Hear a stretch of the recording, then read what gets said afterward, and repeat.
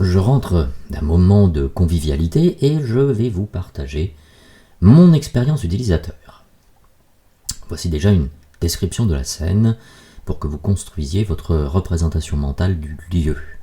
Imaginez un bar lounge en plein cœur de Paris, dans un quartier prisé des bobos, le Indiana Café, chez 5961, cours Saint-Émilion, Bercy Village, Paris 12e. Notre groupe est accueilli comme il se doit dans ce genre d'établissement. Vérification du pass sanitaire, nous traversons la salle principale et nous dirigeons vers la véranda. Juste à l'entrée de la véranda, sur notre droite, se trouvent 2 tables design industriel. Haute, plateau en bois, pieds métalliques noirs et tabouret haut. Les 2 tables sont dimensionnées pour accueillir 8 personnes maximum en temps normal, et comme nous sommes en période de crise sanitaire, les 2 tables devraient recevoir un maximum de 5 personnes. Nous sommes 14. Nous nous organisons, déplaçons les tabourets et finalement 12 personnes s'installent autour de ces 2 tables façon sardine en boîte. Les 2 enfants s'installent, eux, sur une petite table ronde, basse, à côté.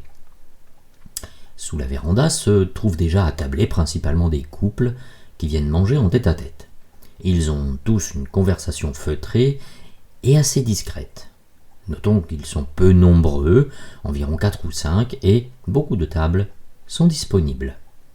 Notre groupe attablé parle fort, voire très fort, et même, à mon goût, très très fort.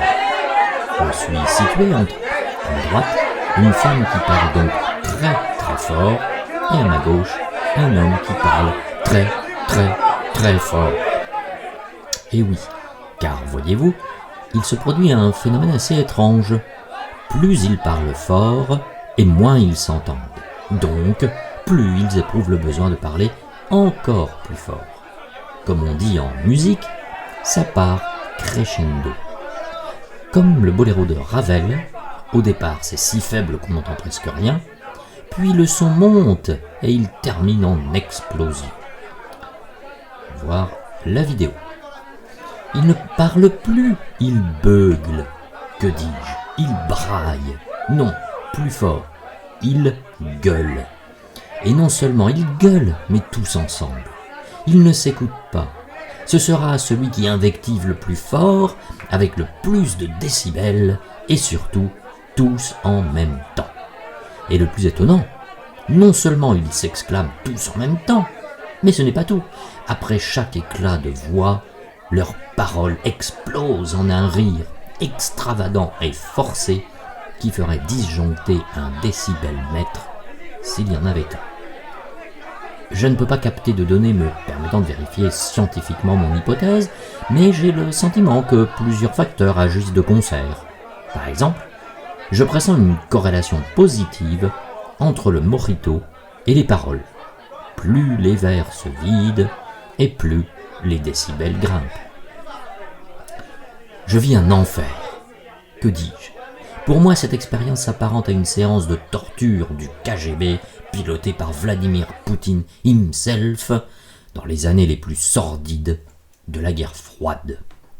Et cet enfer a pour moi 2 visages. 1. Je suis introverti. J'aime les discussions calmes, posées, réfléchies, où l'on échange sur un sujet d'intérêt commun. Pas la discussion de boîte de nuit où il faut brailler pour essayer, souvent vainement, de passer au-delà de la musique, mais plutôt la discussion en tête-à-tête pour partager des points de vue tranquillement. Là, en plus, il se remémore une soirée à laquelle je n'ai pas participé et dont je ne comprends pas les allusions qui sont les leurs.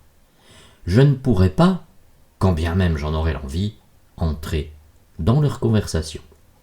2. Nous sommes en pleine pandémie de Covid-19 et la 5e vague fait la une de tous les médias.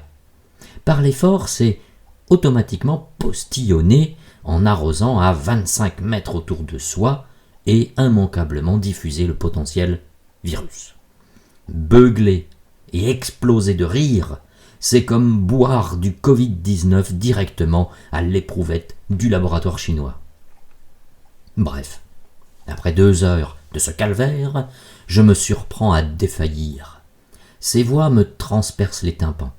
Je suis sûr que ces rires exagérés font saigner mes oreilles. À subir ces gens qui hurlent et explosent dans un rire forcé, je me surprends à imaginer l'effet du Novichok.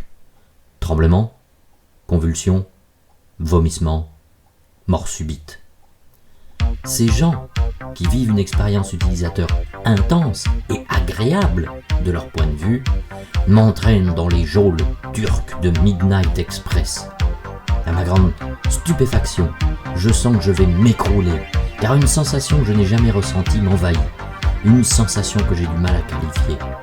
C'est à la fois de l'oppression, de la peur et de la panique. Comme Luke Skywalker dans le broyeur à ordures de l'étoile noire, dont les murs se rapprochent pour écrabouiller inéluctablement tout ce qui s'y trouve. Évidemment, sans R2D2 pour venir à mon secours.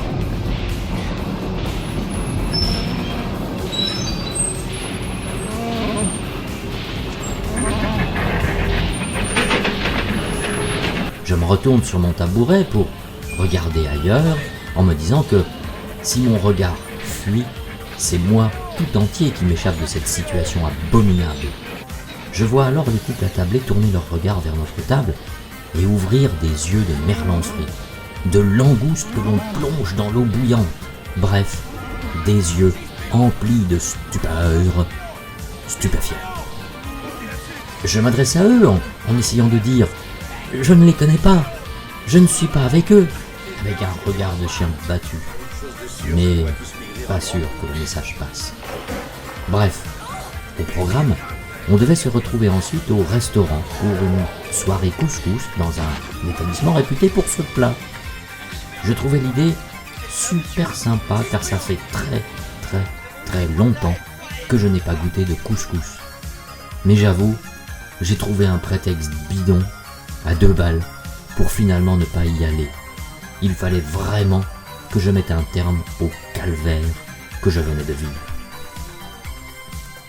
Moralité, l'exubérance de l'extraversion devient un handicap quand il confine à l'exagération forcée.